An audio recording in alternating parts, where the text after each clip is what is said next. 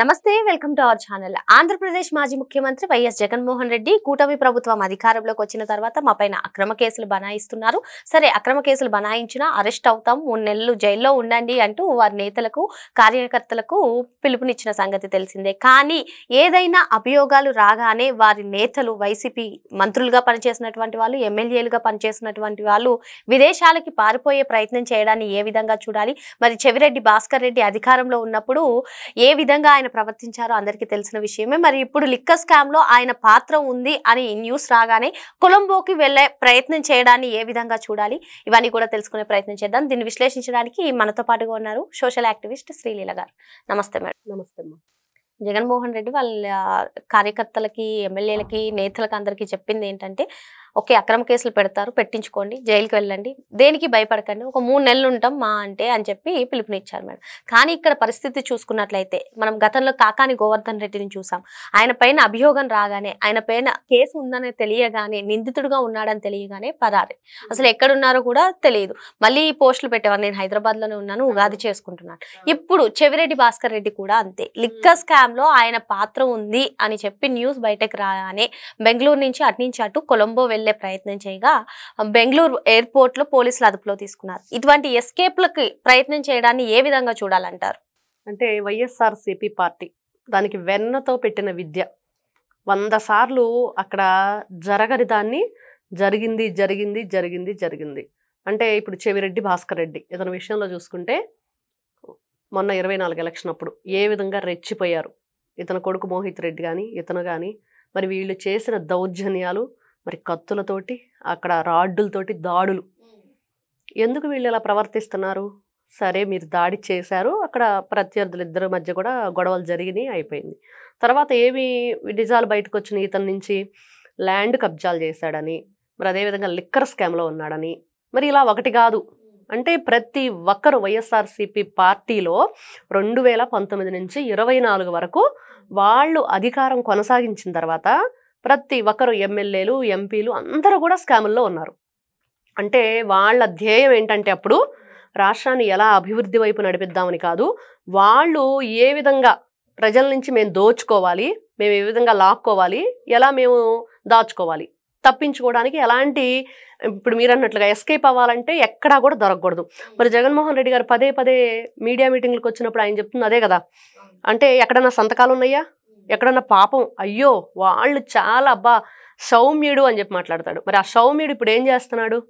ప్రతిసారి మనం చూస్తూనే ఉన్నాం, వీళ్ళు సభలు పెట్టిన ప్రతిసారి పక్కన పిన్నెల్లి రామకృష్ణారెడ్డి ఎంత రౌడీనో అక్కడ పోస్తే ప్రతి ఒక్కరూ చెప్తారు. మరి ఇట్లాంటి వ్యక్తుల్ని పక్కన పెట్టుకొని సౌమ్యుడు, గుణవంతుడు, బుద్ధిమంతుడు, అచ్చం జగన్మోహన్ రెడ్డి లాగే వీళ్ళందరూ కూడా.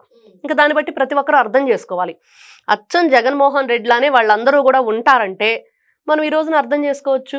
మరి చెవిరెడ్డి భాస్కర్ రెడ్డి అనే వ్యక్తి, మరి అతను గన్మ్యాన్. ఇప్పుడు మీరన్నట్టుగా మేడం, ఇప్పుడు ఈ గన్మన్ ఎవరున్నారో ఆయన నన్ను సిట్ అధికారులు బెదిరించారు, ఇక్కడ సంతకం చేయమని చెప్పారు అని స్టేట్మెంట్ ఇచ్చారు.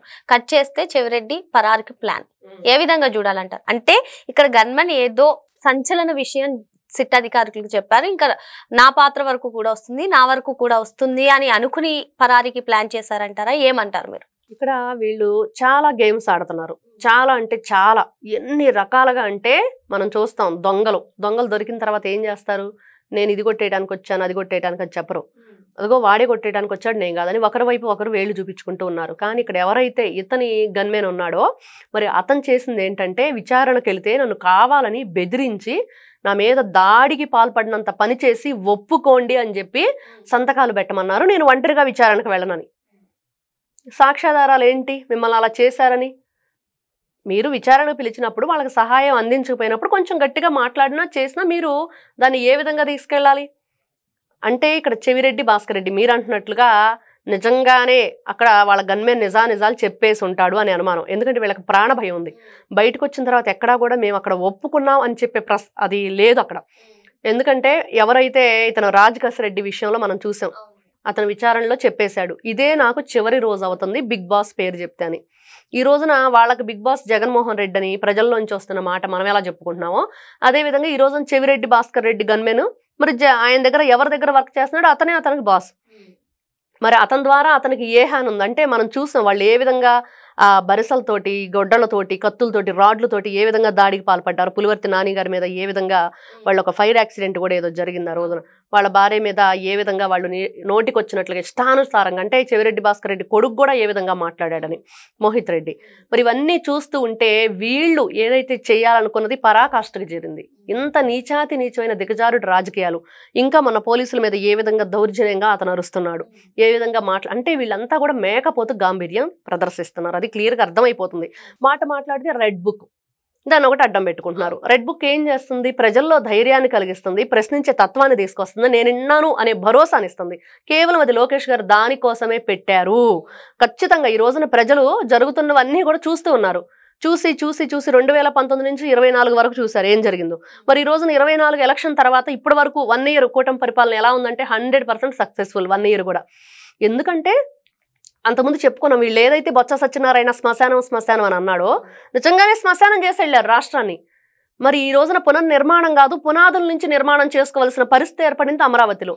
మరి అలాంటి వ్యక్తులు వీళ్ళు ఈ విధంగా మాట్లాడటం, బెదిరింపులకు పాల్పడటం, మళ్ళీ వాళ్ళే ఇట్లాంటి గేమ్లన్నీ ఆడటం, అక్కడున్న అధికారుల మీద మళ్ళీ తిరిగి వీళ్లే ఆరోపణలు చేయటం, ఎంత నీచానికైనా మేము దిగజారుతాం, మేము చేసిన నికృష్టమైన పనుల నుంచి తప్పించుకోవటానికి అన్నట్లుంది. ఈ రోజున చెవిరెడ్డి భాస్కర్ రెడ్డి విషయం తీసుకుంటే మరి ఆయన లిక్కర్ స్కామ్లో ఏం చేశాడు, మెయిన్ పాత్రధారి. మనం చూస్తే కొన్ని పర్యటనలో కూడా పొదిలికి సంబంధించి దానిలో కూడా అతని పాత్ర ముఖ్యంగా, అతనే ప్రధాన పాత్ర భూమికి పోషించాడు అనేది కూడా మనకు కనిపిస్తుంది. వీళ్ల పనేంటి, రౌడీ మూకం తయారు చేయటం, దౌర్జన్యం చేయటం, తిరిగి మళ్ళీ కూటమి ప్రభుత్వం ఎట్లాంటి చర్యలు తీసుకోవట్లేదు, అన్యాయంగా అక్రమంగా కేసులు బనాయిస్తుందని చెప్పి చెప్పటం.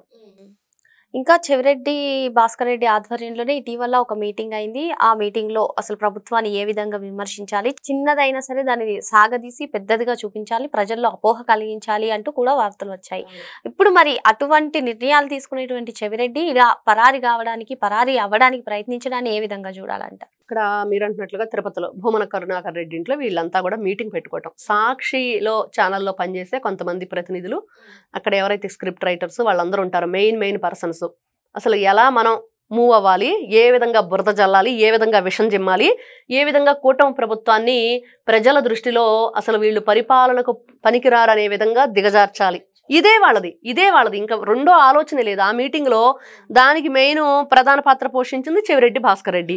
ఆ తర్వాత అక్కడ జరిగిన తర్వాత మళ్ళీ ఇంకొక హోటల్లో వెళ్ళి అక్కడ కూడా వీళ్ళు కొంత ఏదైతే సంబంధించిన సమాచారం అంతా మాట్లాడుకోవటం, ప్రతి ఒక్క విషయాన్ని కూడా భూతద్దంలో పెట్టి లేని దాన్ని, అంటే వీళ్ళు గతంలో చేసింది ఒక మయసభలాగా రాష్ట్రాన్ని తయారు చేశారు, మళ్ళీ అలాంటి మయసభనే క్రియేట్ చేయాలి ప్రజల మనసుల్లో అనే వీళ్ళ ఆలోచన. ఇట్లాంటి వ్యక్తుల్ని అసలు ఎక్కడా కూడా క్షమించకూడదు, రాజకీయ ముసుగు తొలగించి ఖచ్చితంగా వీళ్ళని శిక్షించాలి. చెవిరెడ్డి భాస్కర్ రెడ్డి మరి ఈ రోజున ఇన్ని ఆరోపణలు చేస్తూ ఈయన గన్మెను, ఈయన కొడుకు, వీళ్ళంతా కూడా అన్నదమ్ములు అందరూ కలిసి రకరకాలుగా మాట్లాడుతున్నారు. మరి ఎందుకు పారిపోతున్నారు? ఇప్పుడు అతను ఏదైతే గన్మెన్ చెప్తున్న విషయాలు, నన్ను చాలా ఇబ్బందికి గురి చేశారు, మరి నన్ను విచారణ పిలిచినప్పుడు నేను ఈసారి ఒంటరిగా రాను అని చెప్పినప్పుడు, మరి ఈ రోజున చెవిరెడ్డి భాస్కర్ రెడ్డి ఎక్కడికో ఎస్కేప్ అవ్వాల్సిన అవసరం ఏమొచ్చింది? మీరు ధైర్యంగా ఎదుర్కోవచ్చు కదా, దేనికి భయపడుతున్నారు? ఎందుకు భయపడుతున్నారు? అంటే తప్పు చేశారా, తప్పించుకోవడానికి వెళ్ళిపోతున్నారు. కాకాణి గోవర్ధన్ రెడ్డి కూడా అదే చేశాడు, ప్రగల్భాలు పలికారు, అక్కడున్నాను ఇక్కడున్నాను దొంగ పోలీసులు ఆట్లాడి ఈ రోజున అతని మీద లుకౌట్ నోటీసులు ప్రతి ఒక్కరు వీళ్ళంతా ఎవరైతే ఉన్నారో వీళ్ళందరి మీద కూడా లుకౌట్ నోటీసులు జారీ చేయాలి. ఎందుకంటే తప్పించుకొని వెళ్ళిపోవడానికి ప్రయత్నాలు చేసేవాళ్ళని, అంటే ఇంకా ఎవరైనా అంతేగా, తప్పు చేయటం, రాష్ట్రాన్ని దోచుకోవటం, ప్రజల్ని ఏ విధంగా నరకటం, సొంత బాబాయిను నరికించాడు జగన్మోహన్ రెడ్డి. మరి ఇవన్నీ చూస్తూ ఉంటే ఖచ్చితంగా చెవిరెడ్డి భాస్కర్ రెడ్డి అనే వ్యక్తి, మరి వాళ్ళ కొడుకు, వాళ్ళ అనుచరులు ఎవరైతే ఉన్నారో వాళ్ళందరి మీద కూడా తక్షణమే కూటమి ప్రభుత్వం కఠినమైన చర్యలు తీసుకోవాలి. ఇదైతే ఈ రోజున ప్రజలందరూ కోరుకుని వాళ్ళ వల్ల ఎవరు ఇబ్బంది పడ్డారు, రాష్ట్రానికి ఎంత హాని జరిగింది, ఇదంతా కూడా రికవరీ చేయాలి. Okay madam. మరి చెవిరెడ్డి భాస్కర్ రెడ్డి లాంటి వాళ్ళు ప్రగల్భాలు పలికి ఇలా పరారీ అవ్వడం హాస్యాస్పదంగా ఉందని, వీరిపైన వెంటనే కూటమి ప్రభుత్వం తక్షణ చర్యలు తీసుకోవాలని చెప్పి ప్రజలు డిమాండ్ చేస్తున్నారు. Thank you madam.